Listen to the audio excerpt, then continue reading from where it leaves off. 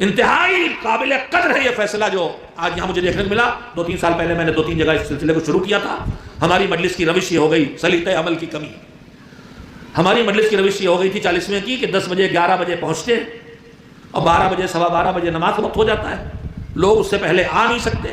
تعلقات کا تقاضا ہے، یہ شعراء آئے ہیں یہ بھی پڑھیں، یہ ذاکرین آئے ہیں یہ بھی پڑھیں، اب جو آئے ہیں انہیں پڑھوانا بھی ہے۔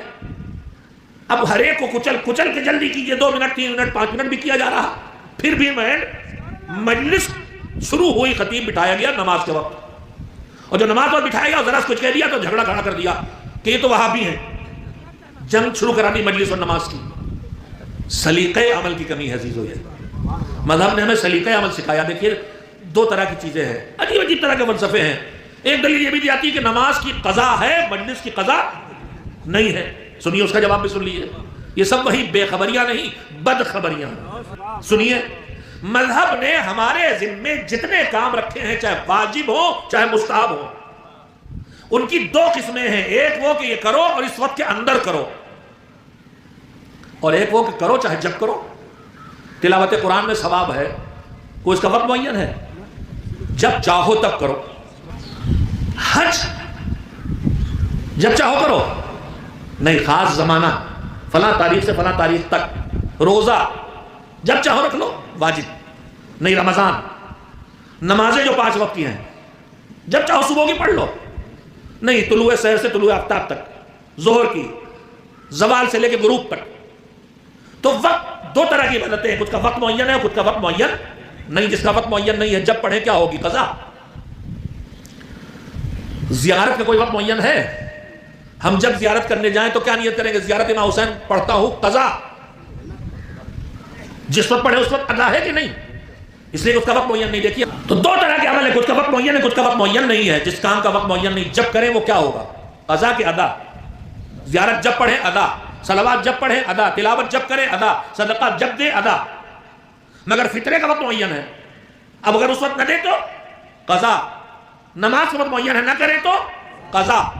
تو قضا وہاں ہوتی ہے جس کا کوئی وقت معین ہو۔ اب سنو دلیل کہ نماز کی قضا ہے، مجلس کی قضا نہیں ہے۔ اللہ نے قضا رکھی کیوں؟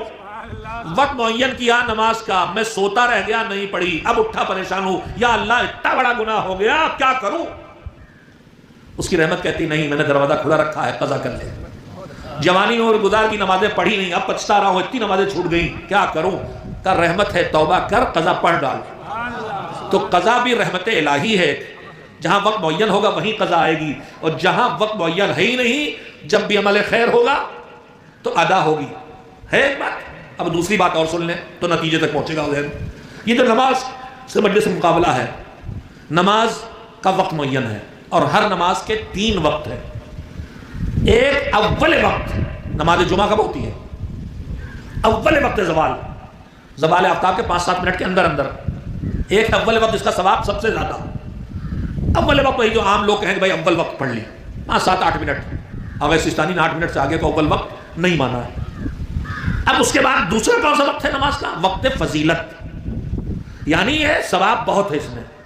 وہ ہر نماز کا سائے سے جوڑا اللہ نے۔ مثلا نماز ظہر کا جو لکڑی کھڑی ہے اس کا سایہ جتنا لمبا ہو جائے، جس کا خلاصہ مطلب مثلا آج کل نماز ظہر جب دن بڑے ہو رہے ہیں تو گھنٹے بھر سے زیادہ وقت فضیلت رہتا ہے، کبھی 40 منٹ رہ جاتا ہے، گھٹتا بڑھتا رہتا ہے، یہ وقت فضیلت ہے۔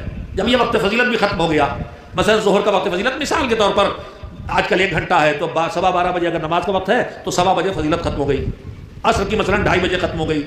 اب 1:15 بجے سے سورج ڈوبنے تک، 2:30 بجے سے سورج ڈوبنے تک جو وقت بچا ہے کیا ہے؟